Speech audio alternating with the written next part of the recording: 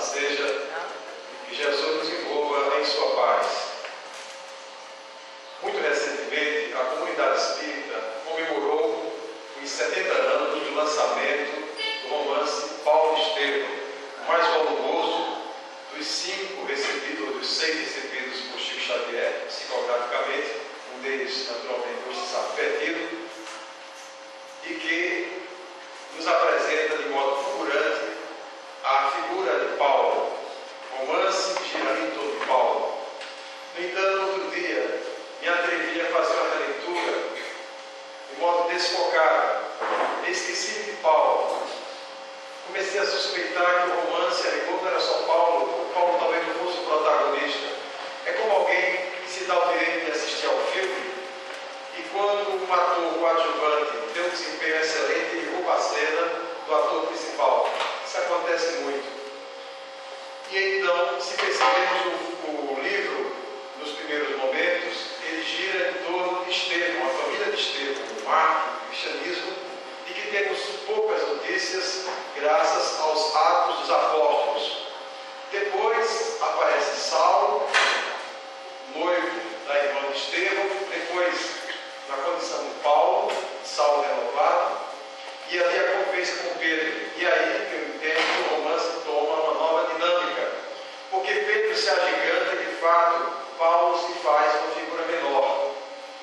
Daí porque acha justo que Emmanuel chamasse a obra não Paulo Estevam, mas Pedro e Paulo Estevam. Não sei porquê, acho que ainda não merecemos um romance em torno de Pedro.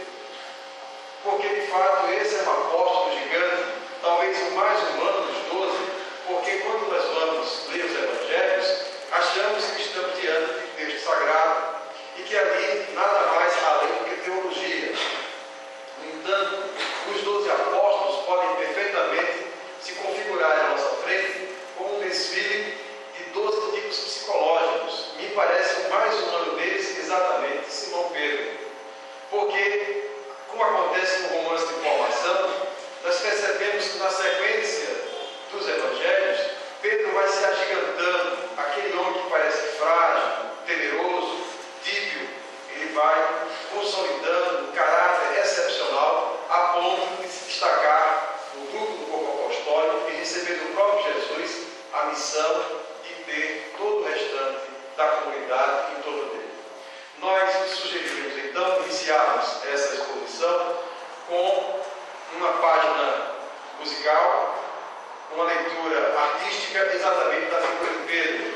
Nós temos 2 irmãos gerais do Belo Horizonte que já há mais de uma década morejam no movimento espírita, produzindo arte de alta qualidade, e com o letrista Gladstone, eles conseguiram compor e apresentar uma música em torno exatamente de diversos episódios da figura de Simão Pedro.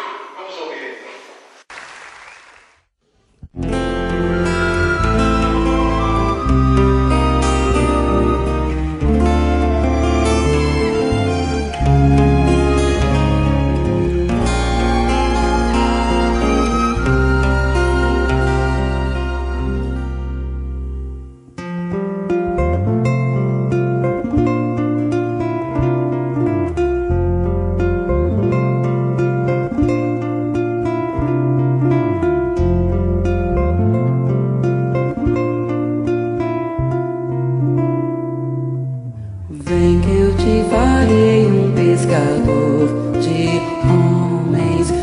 Perseverar e ser as trevas pedra, e onde a agonia do vazio medra, frutificarás a mitigar a fome. Quero ir contigo, mas receio as águas, temo afundar enquanto vais andando. Se no eu te ago e João ao chão em sono. Como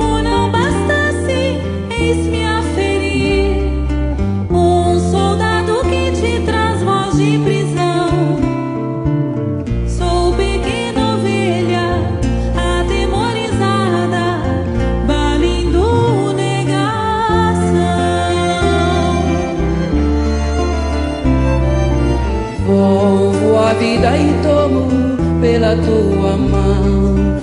Crer, te levarei onde não queiras ir.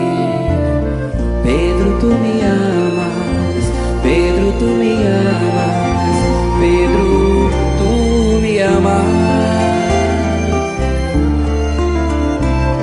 E tu que és a rocha, constrói a minha casa no coração do irmão. Ouve, Simão Pedro, morrerás em cruz. Não, eu não mereço essa distinção. Se depois do mestre martírios são troféus, e as mãos que ele tocou, os pés que ele lavou, apontarão os céus.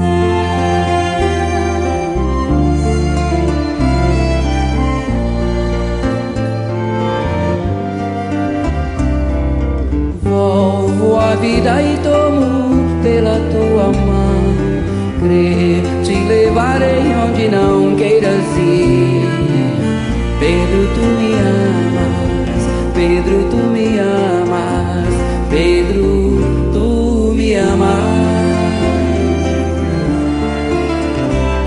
E tu que és a rocha, constrói a minha casa no coração do irmão. Ouve, Simão Pedro, morrerás em cruz. Não, eu não mereço essa distinção. Se depois do mestre Martírios são troféus, e as mãos que ele tocou, os pés que ele lavou, apontarão os céus. vem que eu te farei um pescador de homens. Se perseverar e ser as cefas terra, vem que eu te farei um pescador de homens.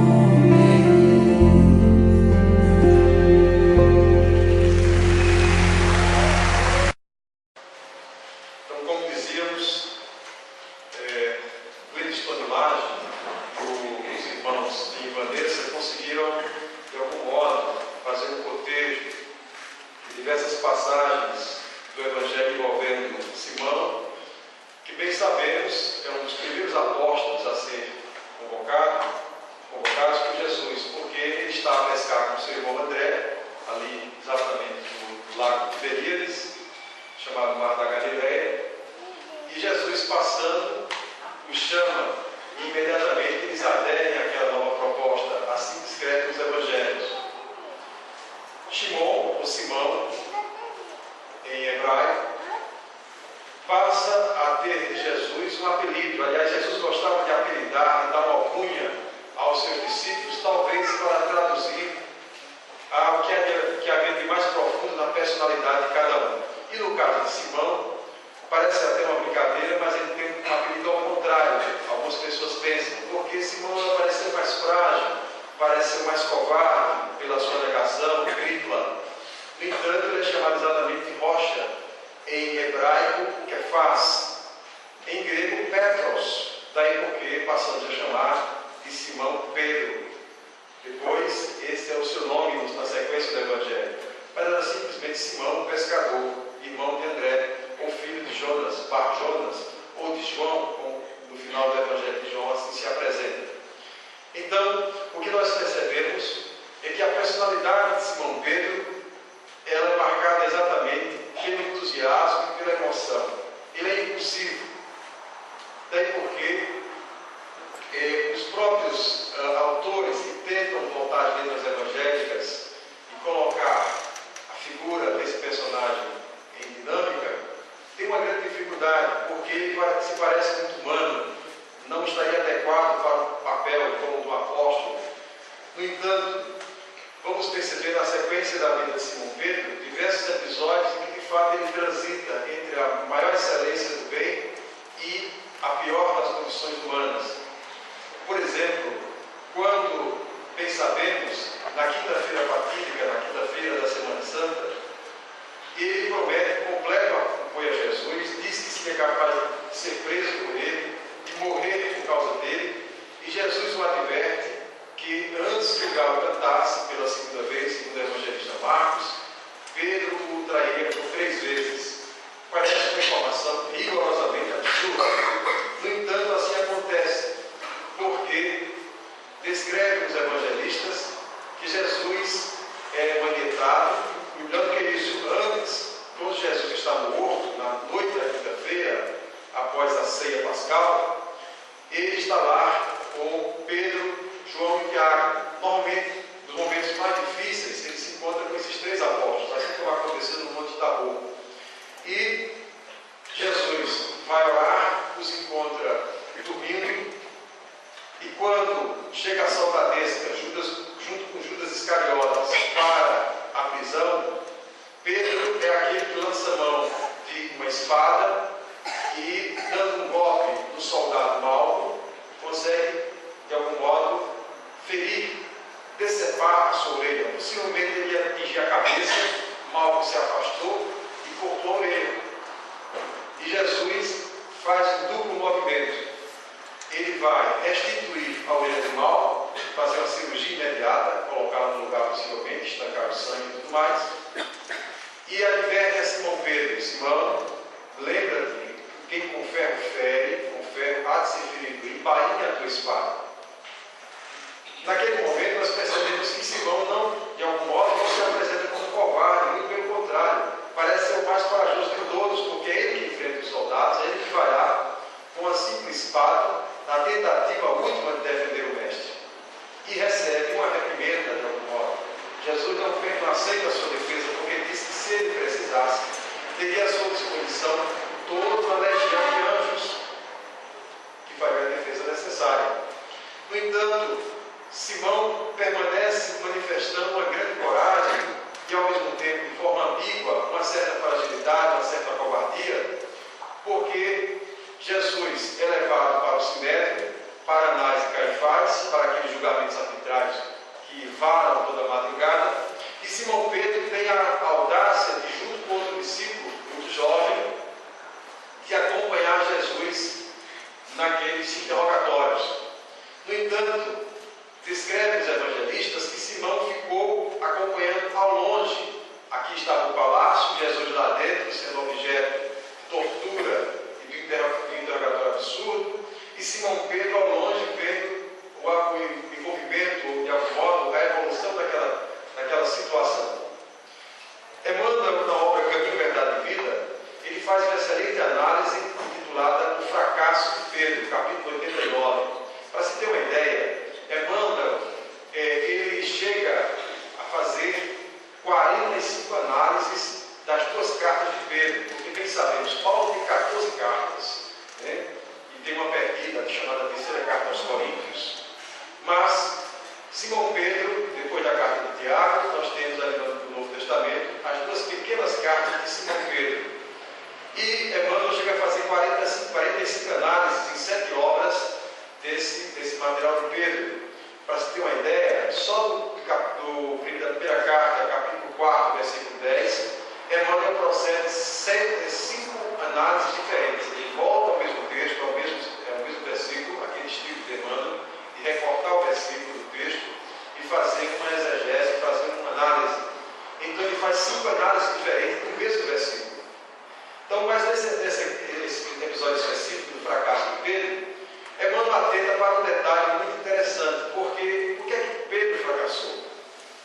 Na verdade, Pedro estava acompanhando Jesus junto da soldadesca. Os soldados eram a primavera, na região ali de Jerusalém, e como é ainda hoje, pela altitude de 800 metros acima do mar, no período de abril é um período à noite muito frio. Então, os soldados tinham feito uma fogueira, um braseiro, e estavam se aquecendo ali. Simão Pedro, ao invés de chegar até o palácio, ele fica em torno dos soldados. E Emmanuel vai dizer que esse detalhe geográfico, esse detalhe espacial, significa exatamente o fracasso de Pedro. São aquelas pessoas que desejam seguir Jesus, mas nos momentos mais difíceis elas tomam distância e, ao invés de ficar ao lado ou próximo ao mestre, fica junto ao braseiro dos soldados na mundanidade. É uma simbologia que Emmanuel resgata, porque nos momentos provacionais, nos momentos que exigem um testemunho, muitas vezes o indivíduo exatamente passa a negar o mestre e daí naturalmente fracassa. E é ali que acontece as 3 ou as 5 negações, conforme os estudiosos colocam. Uns dizem que são 3, porque a criada, a porteira do palácio de Anás, reconhece Pedro no primeiro momento e diz: não siga este homem. E ela o reconhece mais 2 vezes, na terceira, inclusive, se eu te conheço pela tua fala, pelo teu sotaque, tu és galileu como é aquele rabi. E Pedro o nega perentoriamente. Mas outros evangelistas dizem que Pedro não somente foi interrogado por esta mulher, pela porteira, mas também por 2 homens diferentes. Daí porque se fala em 5 negações. O número não importa. O importante é que o evangelista Marcos vai dizer que o galo canta após a primeira negação e após a última ou a terceira, depois que a porteira interroga definitivamente, o galo canta pela última vez ou pela segunda vez, possivelmente já marcando o início da madrugada do dia. Mas aí um detalhe interessante, uma simbologia, porque a alma de Pedro faz um grande movimento completamente humano, que é exatamente o cair em si. Ele vinha negando a Jesus, porque sabia exatamente de todas as implicações de sua declaração. Se ele dissesse, de fato, eu sigo aquele homem, então tu és dele, entra para o julgamento. Ele poderia ser julgado por um crime, por exemplo, de lesa majestade, por conta das acusações articuladas pelo sumo sacerdote, era que Jesus estava promovendo a insurreição na Palestina, portanto, querendo ser um rei, portanto, destronar o imperador Tibério César. E qualquer indivíduo que se dissesse concorrente do imperador, por isso mesmo ele cometia um crime de lesa majestade e poderia ser réu de morte. Então Simão Pedro teria naturalmente se envolver naquela dinâmica e evitou esse compromisso. E aí o que acontece? Ele nega. Por algumas razões, outros vão dizer que ele na verdade estava atormentado, uma parte da sua alma negava, mas outra parte não. Mas o que percebemos é que nesse momento Simão Pedro revela toda a sua humanidade. Porque se ele vinha negando a Jesus na sequência da noite, e se antes, em plena ceia pascal, ele tinha prometido de modo presunçoso, de modo afoito, que naturalmente o defenderia em qualquer situação, naquela situação real, na circunstância real, isso não acontece. Então Pedro experimenta um movimento necessário para toda a alma que deseja se purificar e deseja se ajustar espiritualmente, que é o arrependimento. Diz os evangelistas que após o canto do galo, Pedro cai em si e chora amargamente. É uma simples sentença evangélica, mas de grande profundidade psicológica, porque Pedro primeiro, ele cai em si, ele se arrepende. O ato de se arrepender é fundamental porque muitas vezes a alma está confusa, ela está praticando o mal, mas não tem consciência disso. Ela faz uma confusão, ela acha que o mal é um bem. No entanto, quando a alma despertar, a alma como que se liberta de um torpor e ela consegue discernir e efetivamente passa a ter consciência que estava entregue às forças do mal. E aí há vários mecanismos, há várias possibilidades, porque Simão Pedro passa a chorar, ele passa a experimentar uma catarse psicológica, uma purgação, toda aquela inquietação que ele trazia na alma, aquela tentativa de conciliar o inconciliável, ele libera uma forma de choro. E mais do que isso, o evangelista acrescenta um advérbio muito importante: chorou amargamente, não chorou de qualquer forma, porque num paralelo poderíamos ver a figura de Judas Iscariotes. Judas, motivado por um projeto político, vendeu Jesus por 30 moedas de prata aos sacerdotes, fez questão de participar da sua prisão, o beijou inclusive, e se configura nas histórias que conhecemos como grande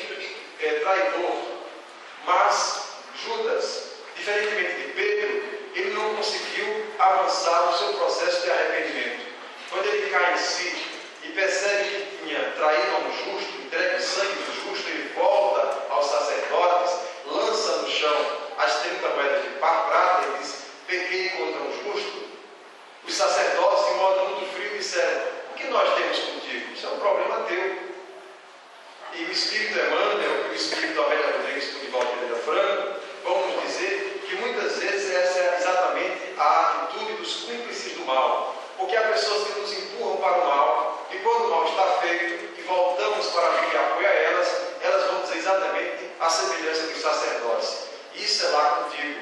Há uma bela análise, há um belo texto do espírito Amélia Rodrigues, na obra A Flores do Caminho, psicografado por Divaldo Pereira Franco. Isso é lá contigo, mostrando exatamente toda a dor experimentada por Judas Iscariotes naquele momento em que ele tentava procurar um acolhimento, um reconhecimento da parte dos sacerdotes e encontra a mais completa indiferença com seus cúmplices.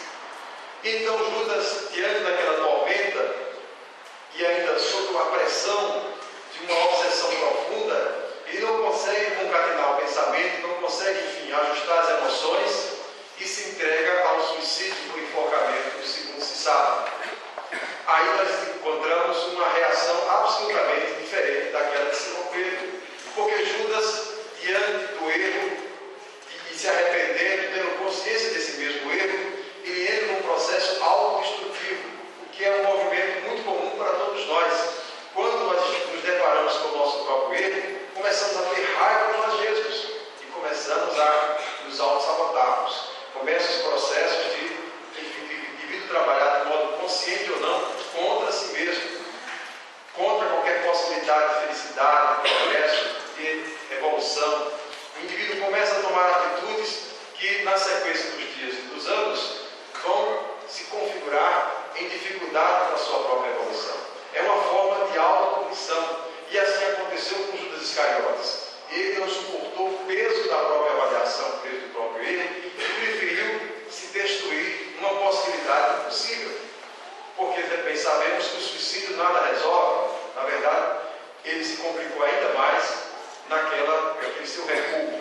Simão Pedro tem mais saúde psíquica, porque ele, quando ouviu o galo, e o galo é um símbolo, o galo na verdade representa o despertar, a luz, e esse clarido, de algum modo, nos sacode a alma. Há um belo poema de João Cabral de Melo Neto, aqui em Pernambuco, que fala como é tecido uma aurora.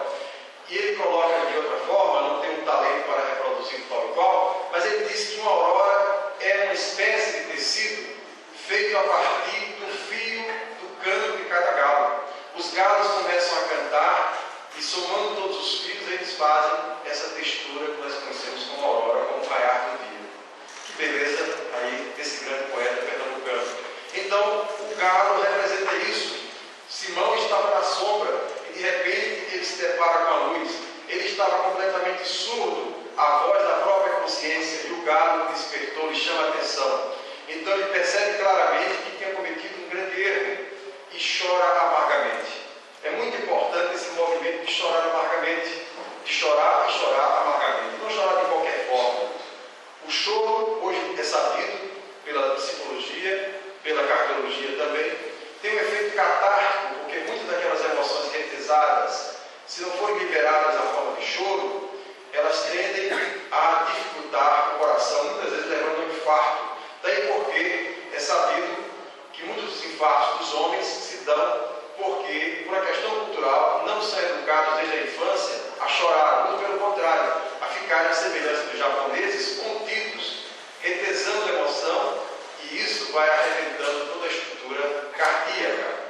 Então, Simão Pedro, ele prefere chorar, ele prefere liberar aquela coisa que lhe inquietava, assumir sua fragilidade, assumir sua covardia, e ele mostra ali, naquele momento, que é preciso aliviar-se. Mais do que isso, porque vamos perceber na sequência do Evangelho que Simão Pedro é o grande construtor do cristianismo nascente.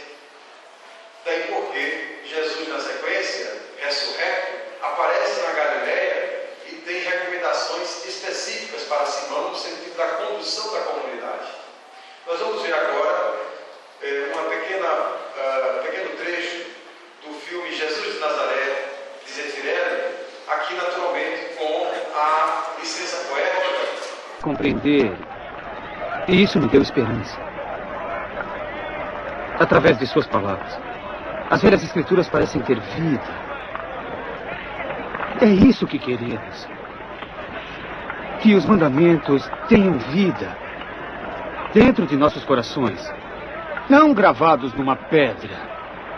Fique conosco. Voltem! Voltem! Podem voltar, seus idiotas! Agora é meu irmão, Pedro, senhor. E este é o meu irmão, Jaime.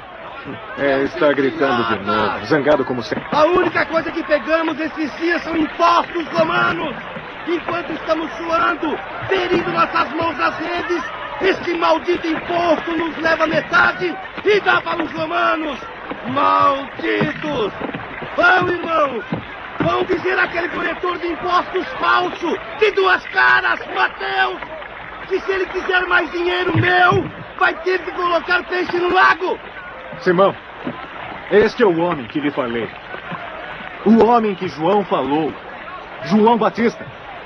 O quê? Outro homem sagrado? Você é outro daqueles que pede paciência e que promete que tudo vai melhorar? Que tal agora? E quanto aos nossos filhos? Toda essa conversa? Enquanto estamos famintos na miséria, encontre um homem sagrado que define isso. Então aí talvez eu ouça. Saia novamente. Eu irei com você. Acabamos de voltar. Tire a rede do barco. Por favor, senhor, faça o que ele diz. Por que sempre ouve essas pessoas? Ninguém conhece o lago melhor do que eu. Por favor, faça o que ele diz, converse com ele.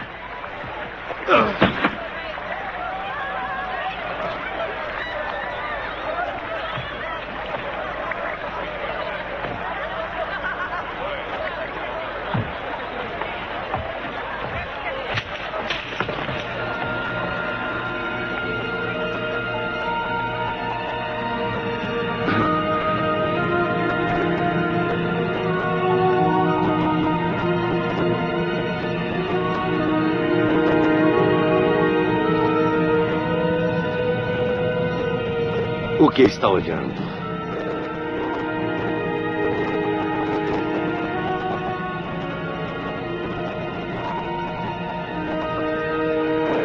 Venha. Pode pregar para os peixes. Prepare-se! Vamos sair de novo. Venha comigo, vamos.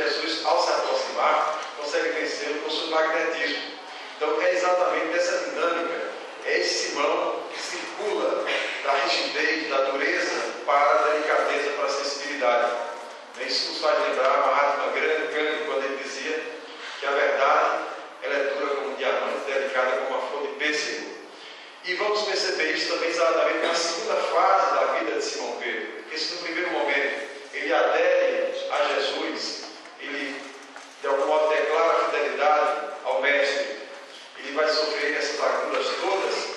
Simão é determinante para a sustentação do Evangelho, porque depois que Jesus desencarna, retirado do plano físico, a comunidade fica um tanto aturdida. E Simão tem esse papel de reorganizar todo o movimento. Agora, perseguido não propriamente no primeiro momento pelas forças romanas, mas pelo Sinédrio. E isso está muito bem descrito no livro Paulo e Estevão, especialmente na segunda parte, porque é ali que Simão acolhe Estevão, ainda na primeira parte, e no segundo momento, quando Saulo redimido volta para a condição de Paulo, Simão, mais uma vez, acolhe aquele homem. Então, e aí nós percebemos que Simão é superior, porque Paulo está ainda entusiasmado, é um doutor da lei, é um homem de grande cultura, ele quer voltar ao grande templo em Jerusalém e divulgar e defender Jesus. E Simão disse: não faça isso, vá para Cesareia.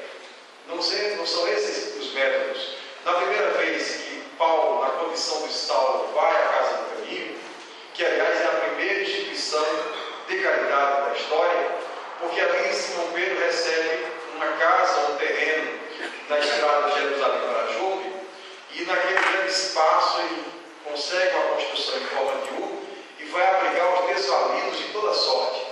Então os loucos, os leprosos, os órfãos, os velhos abandonados pela própria família, Simão acolhe a todos eles e se torna uma espécie de grande pai espiritual. De modo que no dia que Saulo de Tarso vem com os soldados do Sinédrio para prender Simão, Estevão, Tiago, enfim, todos os apóstolos, quando ele entra, ele vai e toma Simão como um prisioneiro, vai levando João também. Quando ele está de saída, alguém se levanta, um certo Samônio. Samônio tinha sido exatamente um grande judeu rico, conhecido por todos, inclusive conhecido por Saulo, conhecido por Gamaliel, conhecido pelas autoridades de Jerusalém. E quem vai fazer a defesa de Pedro é exatamente Samônio, porque antes, quando Pedro vai se afastando, manietado, levado pelos soldados, as crianças dizem: mas pai Pedro, paizinho, com quem ficaremos nós? Ele diz: com as minhas filhas, com Tiago, aguarde que eu voltarei. Todos têm por ele um grande carinho. Então se mostra claramente que essa figura do homem bruto, grosseiro, muito rígido, já não está nessa fase madura de Simão Pedro. Ele é a própria doçura, ele é a candura, ele é aquela paternidade completa, integral, que vai vencendo a todos. Então é um grande baluarte do movimento cristão. Naturalmente, nós passamos a conhecer uma tradição que não se registra no plano espiritual, que é o primeiro Papa, de um sujeito investido de poder, porque na verdade Simão Pedro não morou em Roma, não foi bispo de Roma, ele vivia em Jerusalém. De fato, ele morreu em Roma, mas lá não vivia, porque ele foi preso em Roma por defender os cristãos, junto com Paulo. Ali foi sacrificado, portanto a base de Simão Pedro era a Casa do Caminho. Então Samônio adverte o próprio Saulo que aquilo era arbitrário, aquela prisão arbitrária absurda, porque se o Sinédrio tinha os doutores, se o Sinédrio, de algum modo, era aquele que de algum modo abrigava a inteligência de Jerusalém, era completamente insensível à dor das pessoas. E enquanto os desvalidos não encontravam nenhum acolhimento junto ao templo e ao Sinédrio, diferentemente Simão Pedro aconchegava aquelas almas todas. Então Samônio começa a colocar palavras mostrando as contradições do movimento judeu, capitaneado por Saulo, e exatamente por isso leva 10 bastonadas, mas ele não deixa passar. Ele faz a defesa de Simão Pedro. Simão Pedro é tido uma elevação espiritual que o próprio Gamaliel, o mestre de Saulo, se rende de algum modo, a Simão Cefas, e vai aceitar o convite dele, e começa a partir das suas palavras, da sua delicadeza, a ler os evangelhos das anotações de Levi. Então, nós percebemos que a mais alta autoridade do Sinédrio, que estava em processo de aposentadoria, Gamaliel, ele passa a ser um evangelizando, um encarecido do próprio Simão Pedro, o que é um espírito evoluído, um espírito avançado no seu crescimento. Então, Simão, de algum modo, nesse momento, ele representa exatamente essa transição da condição humana. Muitas vezes, nós, numa primeira fase da existência, preferimos a rigidez, somos um tanto afoitos ou com excesso de coragem em determinado momento, mas as provas vão, de algum modo, nos adocicando, e a gente, a semelhança de Simão Pedro, vai fazendo isso e percebendo a própria dor dos outros, tomando essa postura mais acolhedora. E essa é a grande marca do cristianismo, porque na sequência da história da igreja cristã, nós tivemos uma bifurcação. De um lado, os intelectuais, as pessoas insensíveis, do outro, aquelas pessoas que se dedicavam de fato à caridade. E os Espíritos nos recomendam constantemente, por todas as fontes, que as casas cristãs, as casas espíritas, devem seguir o modelo da casa do caminho. Portanto, deve haver a pregação, deve haver, de algum modo, a leitura das palavras de Jesus e os seus comentários, mas também e sobretudo o amparo aos sofredores. Certa vez, Divaldo Pereira Franco recebeu uma advertência de Joana de Ângeles, de Espírito, quando ela me disse: Divaldo, jamais se aparte dos sofredores, nunca se distancie deles, se quiser caminhar com Jesus. E assim fez Simão. Então é esse homem que passa a ter um grau de santidade muito superior, porque os Atos dos Apóstolos vão nos informar que quando ele passava em Jerusalém, quando ele passava na cidade, a sua sombra era disputada pelos doentes. Muitos se curavam apenas porque estavam no campo da sombra de Simão. E a santidade não é a coisa que se adquire de modo fácil. O espírito Irmão X, o Chico Xavier, escreveu muitas páginas sobre essas duas dinâmicas, essas duas faces de Simão Pedro. O Pedro muito duro, o Pedro impiedoso e o Pedro acolhedor. Mas uma delas não está sequer nessas páginas psicografadas, mas sim num grande livro da literatura universal, da literatura polonesa, Quo Vadis, que foi ao cinema, pelo menos no cinema americano, em 5 versões, a mais recente de 2001, a mais antiga de 1958, tem outras 2 versões, uma alemã e uma francesa, do começo do século XX.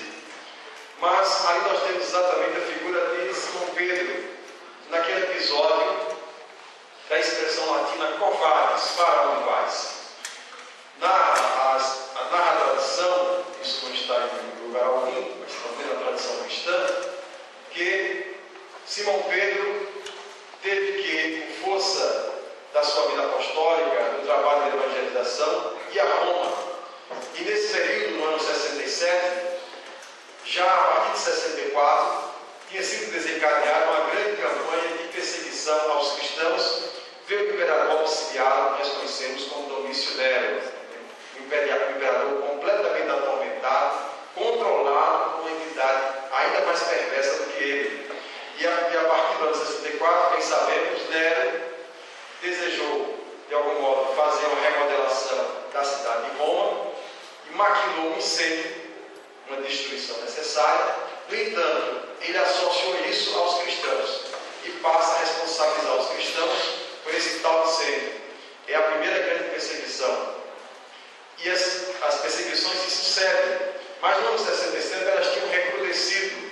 E Simão Pedro estava ali em Roma para dar apoio às pessoas que aderiram ao movimento cristão, que ouviam pela madrugada das catacumbas as pregações. Hoje nós temos esse conforto de ir à casa espírita, o direito de ir e vir, sem nenhum problema para ouvir o Evangelho. Mas no primeiro século isso era possível, lá pela alta madrugada, junto às catacumbas, nos lugares que ninguém ia. Os apóstolos, as pessoas costumavam se reunir a partir de senha. E então, conta a tradição que Simão Pedro percebeu que cada vez mais a máquina de guerra, a máquina de perseguição de Nero alcançava aos cristãos. E ele, desejando se safar dessa situação, temendo o pior, pela madrugada ele se junta a um dos seus discípulos, Nazários, e vai fugindo pela Via Ápia.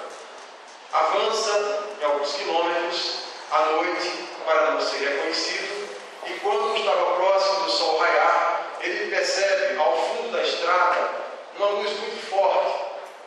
Ele para. Nazários, o rapaz que o acompanhava, não entende o que está acontecendo. Simão Pedro, diante dele, se configura ali uma pessoa. Era o próprio mestre. Ele passa, feito criança, a balbuciar: Cristo, ó Cristo, ó Senhor, tome-me, em latim. E ali, ele não entende. Simão chora. Simão está ao chão. O que está acontecendo? E diz a tradição, com o texto de Henrik Dix, o autor polonês, de Quo Vadis, que Jesus disse: Simão, eu estou indo a Roma para morrer com os meus discípulos fiéis, junto a eles, nunca a abandoná-los. Simão entende imediatamente: Senhor, não vai sozinho. Para onde vai, Senhor? Para onde vais? E a figura do Cristo repetia: vou a Roma ser martirizado com os fiéis que me seguem. Então Simão Pedro, naquele momento, diz a Nazários: voltemos, vamos a Roma. E assim acontece. Nazários nada entende, e exatamente nesse período, no ano 67, no mês de outubro, que Simão Pedro ele é aprisionado e depois ele passa a sofrer a pena de morte mais humilhante e cruel da época, que é exatamente a crucificação. No entanto, no momento da execução, Simão Pedro ele pede uma diferença ao carrasco: não permita que eu seja dependurado na cruz de cabeça para cima. Coloque a cruz para baixo, porque eu não sou digno de morrer na mesma posição que o meu Senhor. Daí porque até hoje é sabido a história de que Pedro morreu de cabeça para baixo, para se diferenciar do Mestre. No entanto, depois de Jesus ressurrecto, quando ele aparece na Galileia, ele tem uma conversa muito especial com Simão. E ali que Jesus entabula um diálogo interessante, porque há uma confusão dos verbos que nós não percebemos em língua portuguesa. Jesus coloca: Simão, tu mais do que aos outros amas a mim? E Pedro diz: Senhor, tu sabes que eu te amo, então apacenta as minhas ovelhas. Depois Jesus repete a questão: Simão, tu me amas? Senhor, tu sabes que eu te amo, então apacenta as minhas ovelhas. E uma última questão, Jesus repete: Simão, tu me amas? E Pedro quase que não entende aquela insistência do Mestre: Senhor, tu não sabes tudo, por que me perguntas? É claro que eu te amo, então apacenta as minhas ovelhas.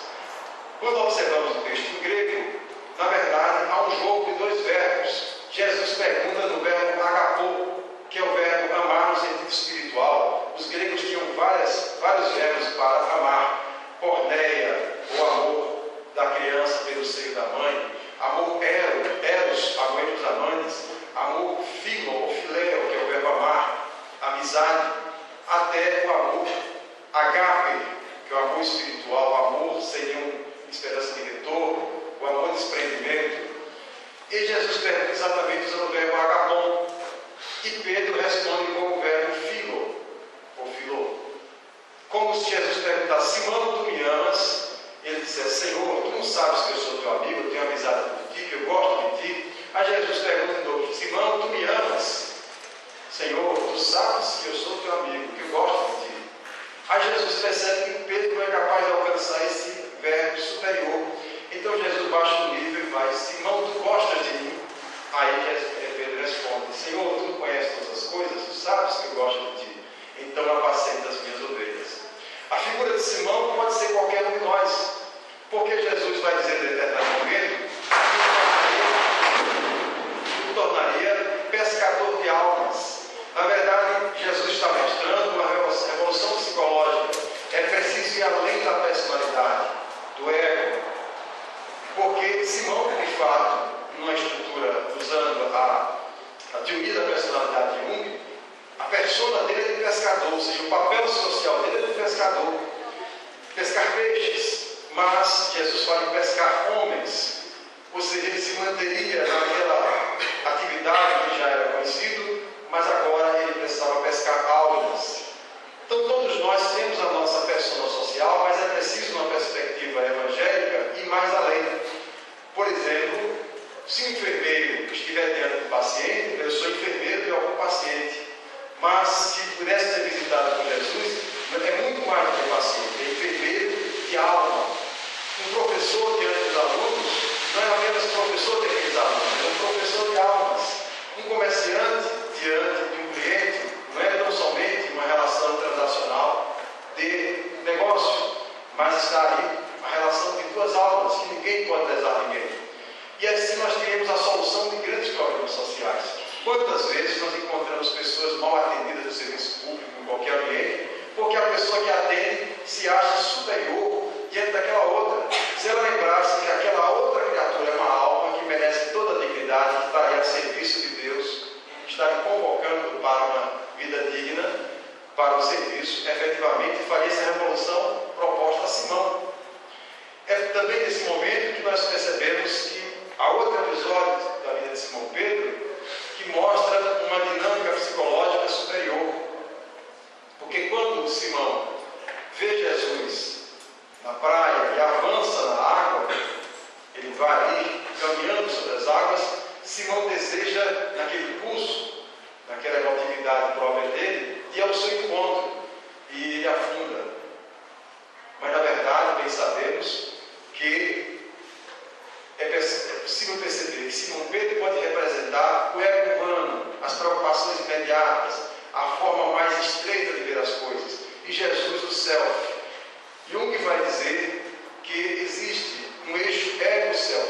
As nossas melhores decisões, as mais sensatas, as mais maduras, não podem ser tomadas pelo ego, que é imediatista, que só vê um lado, que só vê, enfim, aquilo que está aparentemente conveniente para a hora. É preciso consultar o self e a relação, a saúde, se passa muito pelo eixo ego-self. Quando Simão Pedro vê diante de si Jesus, é como se ele visse o que ele tem de melhor, a sua alma mais profunda, o seu self. Mas há um momento que ele foca nos próprios pés, ou seja, no próprio ego humano, no que ele tem de precário, limitado, no indivíduo que ele é, no raciocínio lógico, e aí ele afunda, porque ele não consegue transitar até o céu. Isso acontece com todos nós. Mas também quando Jesus recomenda Simão, apacenta as minhas ovelhas, na verdade Jesus lembra algo muito importante para cada um de nós. Porque se Simão tinha confiado a ele aquele grupo de almas, grupo de espíritos, ainda inseguros, ainda precisando de um amparo, de uma afirmação, todos nós temos também. Então, quem é pai, quem é mãe, quem é um profissional, tem em torno de si um grupo de pessoas que dependem das suas atitudes. Então, qualquer disposição da pessoa em abandonar aquelas almas, em de algum modo desfavorecê-las, em desprestigiá-las, desampará-las, pode ser exatamente a negação daquilo que Jesus propôs. Jesus, Simão, apacenta as minhas ovelhas. Apacentar implica exatamente dar de alimento, dar a proteção, porque Jesus diz, eu sou o bom pastor. O bom pastor é aquele que morre, é aquele que dá a vida pelas suas ovelhas. O mau pastor é o ladrão, ele se infiltra no rebanho apenas para roubar, para matar, para dilapidar. Então, Simão Pedro, ele tem de algum modo seguir esse conceito do bom pastor. E efetivamente, ele precisa dar alimentação, não alimentação material somente, mas sobretudo a esperança, a ideia de que a história de Jesus não se encerraria ali. Daí porque ele foi uma figura determinante e a gente pode recuperar essa história ao ler ou reler Paulo Estevão, agora sob um novo olhar, focando a figura de Simão Pedro. É claro que Paulo é gigante, nós não vamos diminuí-lo, mas o próprio Paulo reconhece em muitos momentos que Simão Pedro é a própria sensatez, é o próprio juízo, é um homem, enfim, amadurecido por força das lutas que lhe dobraram na sequência dos anos. Então vamos encerrar fazendo uma nova leitura, agora procurando atentar para os episódios citados na letra da música, e fica aqui o nosso convite para conhecermos melhor esta figura de Simão Pedro e conhecer sua psicologia e como ela se assemelha e como de algum modo representa um exemplo para todos nós nos nossos dias de luta e temos a esperança de que podemos perfeitamente avançar da fragilidade à firmeza.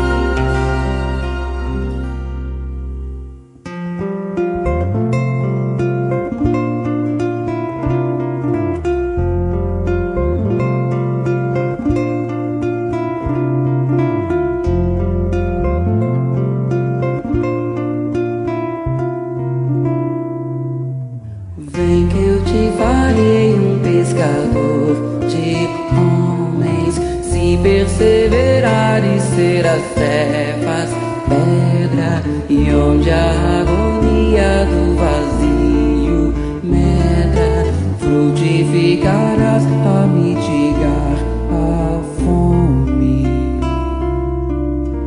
Quero ir contigo, mas receio as águas. Temo afundar enquanto vais andando. Se no horto já pressentes tuas chagas, eu te ago e João ao chão em sono. Como não bastasse, eis-me a ferir um soldado que te traz voz de prisão. Sou pequena ovelha atemorizada, valendo negação. Volvo a vida e tomo pela tua mão. Crê, te levarei onde não queiras ir. Pedro, tu me amas. Pedro, tu me amas. Pedro, tu me amas. E tu que és a rocha, constrói a minha casa no coração do irmão. Ouve, Simão Pedro, morrerás em cruz. Não, eu não mereço essa distinção. Se depois do mestre martírios são troféus, e as mãos que ele tocou, os pés que ele lavou, apontarão os céus.